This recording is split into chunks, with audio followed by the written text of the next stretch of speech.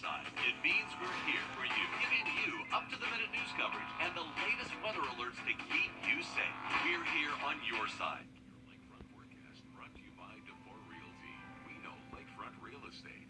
Live, this is News 12. News first at 5. On your side, tracking severe weather. Sally took her time passing through the river region, flooding streets, stranding cars, and damaging schools. That's now causing Richmond County to cancel classes for tomorrow. We're looking at the impact in the metro and beyond. Also this afternoon, a tragic loss in McDuffie County where a tow truck driver and devoted father dies on the job after being hit by a car. For someone to just not slow down and move over and hit my husband, and then not even stop. We're going to hear from his family now, remembering the husband and father they lost. But first, flash flooding causing problems throughout Augusta streets. This is a look at Laney Walker Boulevard, where some cars were trapped in the middle of the road by flood waters. Right. Those are some high vehicles there with the water coming over the hoods. Emergency crews were called out there. They had to rescue some people from their cars. You get in that water, you don't realize it until it's too late that you are too deep to go through there. But that's a lot of water on the ground right in the heart of Augusta's medical district.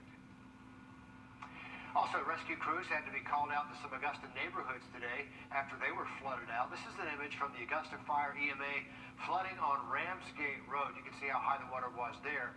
One car got stuck in the road in that neighborhood. And this is a look at the flooding on Springwood Drive in the National Hills area, pretty close to Riverwatch Parkway. You can see yards there look like streams. That's a scary scene to walk out to. It's almost like the rapids running through there. And we're going to show you some video from yet another neighborhood, this time Columbia County near Martinez. A home on Baker Woods Road Trail, that's just off the pass. Part of their yard ended up underwater after all the rain. And you can see the dog just checking out the different surroundings there in that yard. Exactly. He's wondering what's going on today. What is going on?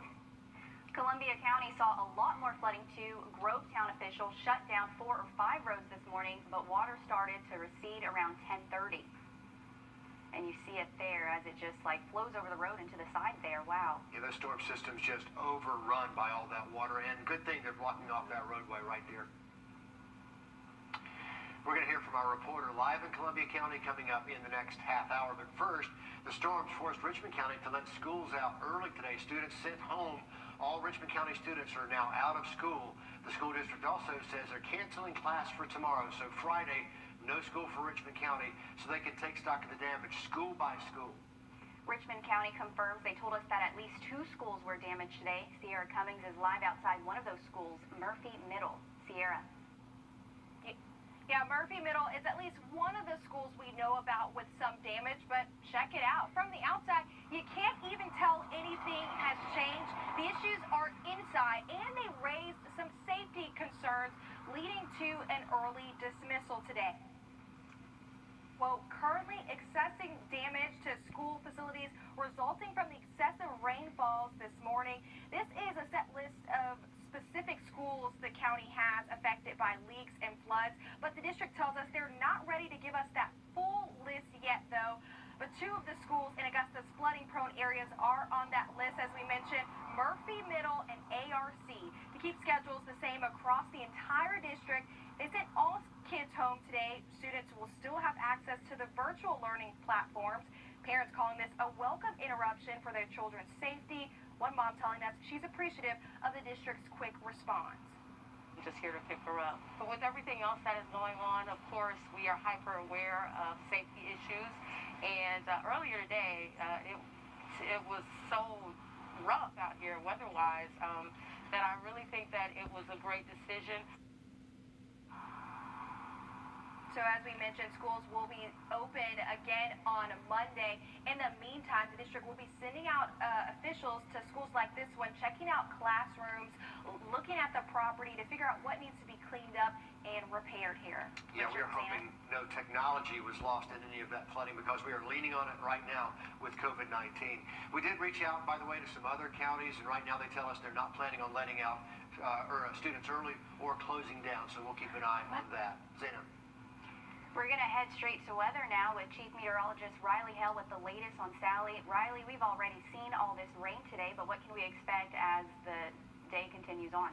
Looking much better as we head later into this evening and tonight. Not expecting much in the way of threatening weather. We still have the chance for rain the next few hours into tonight, but overall the real threatening weather from Sally is now east of us, heading towards coastal Carolina. So for the most part this evening, a few scattered downpours out there, nothing all too crazy, and we should be able to manage what we have left in store through this evening.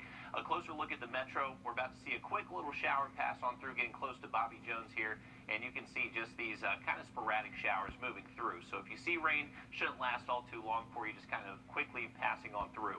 Look at all the flood reports across the metro. Each one of these little circles here is showing either water entering a home, flooded roadway, any type of flood-related advisory. We actually did have a funnel cloud report near Jackson, South Carolina as well. So there was very active weather out there this morning, but we are done with the severe and flood threat. So we're not expecting anything in the way of threatening weather the rest of tonight. Much more on a cool down for the weekend in just a little bit. Riley, thank you. A crash early this morning left a family without a father. A tow truck driver, Jason Willis, died after he was hit by a car trying to clear a scene on I-20 near Cobham Road in McDuffie County. News 12's Nick Proto spoke with that family. Nick, this is such a heartbreaking loss. Yeah, it is. Victoria Willis works as a dispatcher at Wayne's Towing, which is the same place her husband Jason worked. When Jason didn't come home on time this morning, she tracked his phone to the side of I-20 just outside Thompson. She says when she got there and she saw the coroner, she immediately knew something was wrong. She showed him pictures of Jason, and he confirmed what she feared. Jason was gone. Highway Patrol says Jason was loading a car on the side of the road when another car hit him and fled the scene. They're still looking for that driver. Victoria Willis has a simple but important message to everyone on the roads. If you see a tow truck on the side of the road, please move over. They're helping your family or you to make sure you get to tell your kids goodnight, to feed your baby, that they make sure you get home to your wife or your husband. So the least people can do is move over for them. Coming up on News 12 at 6 o'clock, we'll hear more from Victoria about the father and husband Jason Willis was. A powerful reminder from her, and we appreciate her speaking to you today, Nick. Thank you. You know, every part of Augusta dealt with some kind of flooding today. This is video from earlier this morning in South Augusta. That water is covering part of Peach Orchard Road near Wimberley Drive. The water deep enough so you couldn't even see the road at one point. A lot of water on the ground there. And damage from Sally being seen across the region. In Atlanta, you can see a tree coming down, crashing on a home. This is in the city's Old Fourth Ward area near downtown. Thankfully, no one inside the home was hurt. More than 27,000 Georgia Power customers are experiencing outages across the state. Let's head south, where we found a shed destroyed. Just some of the damage seen here in a neighborhood in Effingham County. You can see several homes were also damaged there, and you can kind of look at that damage. It's almost looks like a tornado, and some of the experts say this could have been some kind of funnel cloud touching down caused by the storm that was Sally. But that's going to have to be confirmed by crews surveying that. They're going to take a close look at that damage in Effingham County, Georgia. And Sally brought severe weather to the South Carolina Midlands. This is flooding in Bowman and Orangeburg County, right off Charleston Highway. There were some tornado warnings in the area, but no reports of serious damage. County officials say they are keeping a close eye on creeks and rivers in the county because some parts got more than 6 inches of rain. Wow, that is so deep. Taking a look at the latest coronavirus cases. 6 weeks. How about this? Let's look at a very decent downpour heading our way down Wheeler Road towards us here in the metro.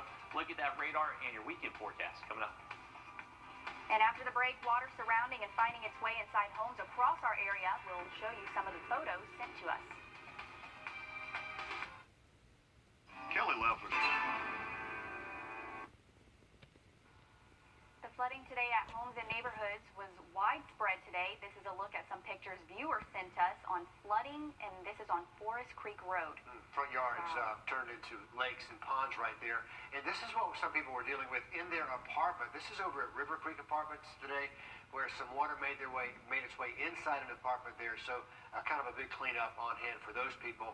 So Riley, as we look at all these pictures and we look at the rain gauge numbers coming in from around the river region, not surprising because we got so much in such a little amount of time.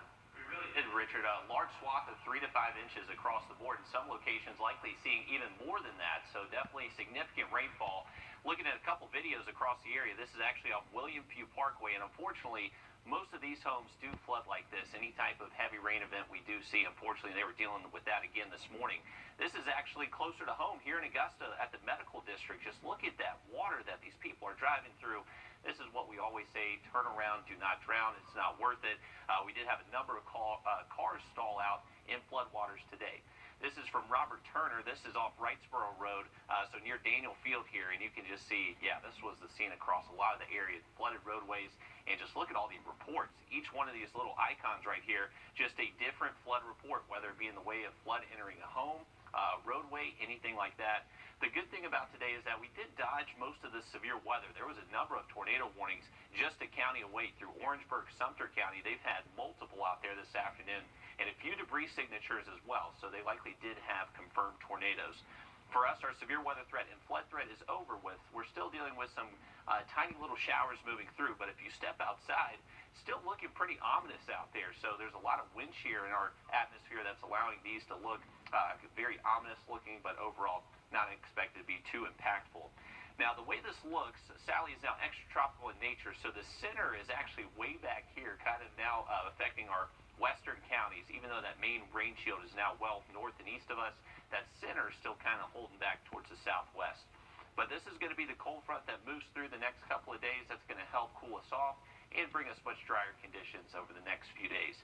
Here's a current look at the Savannah River here, courtesy of EarthCam, and it is blown out, folks. Just completely muddy water from all Stevens Creek upriver flooding out, and then another little creek just on the South Carolina side here floods into the Savannah River. So a lot of mud and definitely not as clear as it was. We are up to 80 degrees this afternoon. Dew point still in the mid-70s, so that tropical moisture definitely still around, making it feel humid, but overall, no more flash flood watches, no tornado watches anymore. So we are done with at least the impactful weather from Sally, even though she's still technically moving on through. We do have a couple flood warnings for area rivers and creeks. So Stevens Creek right there near Modoc, that is that flood stage.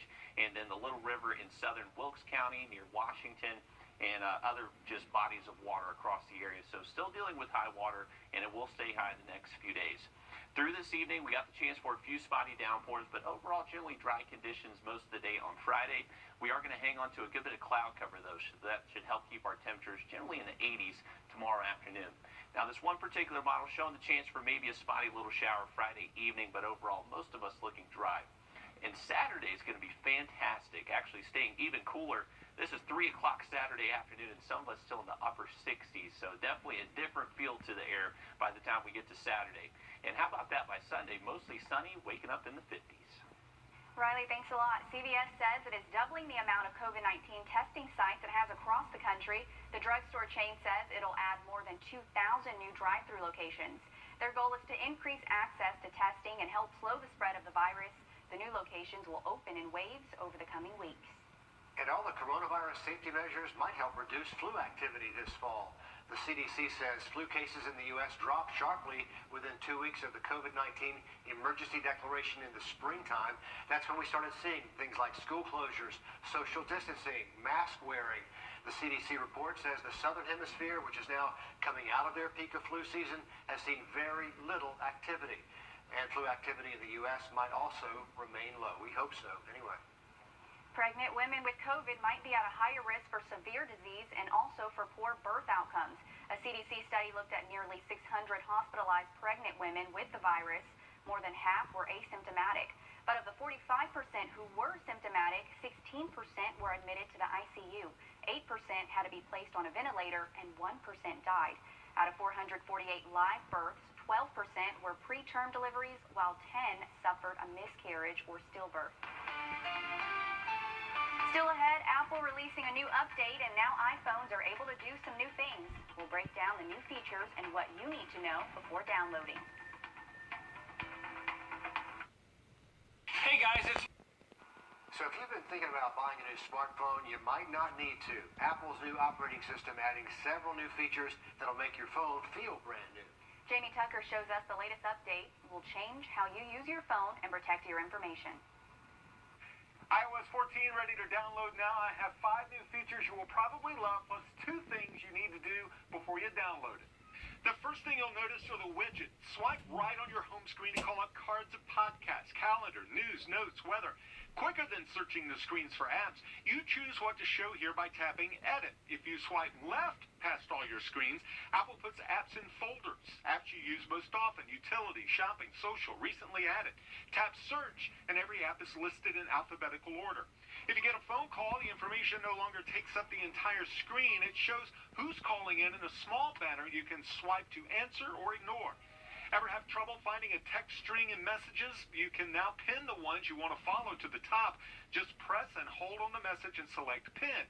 Now these messages won't get pushed to the bottom by new text you don't need to see. You know when you take a selfie, it's reversed, like a t-shirt with writing on it? In camera settings, slide this tab over in Mirror Front Camera. Now your selfies will look like someone else took it. To protect your privacy, there's a new location settings option that'll prevent some apps to see your specific location. In Google, for instance, turn off precise location and Google will only see and track your approximate location. I'd make this change immediately for any app that doesn't need to see exactly where you are. A lot of great features, but don't forget it's best to back up your phone to the iCloud of the computer, and you'll probably have to delete some things off your phone. I know I had to delete a lot of video and some apps just to make room because it is a big file. And for more new features of iOS 14, you can check out my blog, whatthetech.tv. That is What the Tech. I'm Jamie Tucker. Jamie giving us homework to do there. The new iOS 14 is available for download now on the iPhone 6s up to the latest model of the iPhone 11. Looks like I need to do some updating tonight because I don't have that new version. Get busy. I know. I want to hear from you tomorrow, see if you like it. Riley. All right, radar update. We are tracking a little shower heading towards West Augusta. We'll take a look at this in your 7-day coming up. On Jan 9. Take a look at Wheeler Road. We are tracking some rain out there, and this is heading towards West Augusta, so this is just a tiny little shower, but you can see some raindrops on the lens right there. We are done with the threatening weather from Sally. This is now moving east of us. We still have the chance for a few showers, but nothing all too major. Generally dry conditions the next several days, and how about these pleasant temperatures down to the 70s for highs?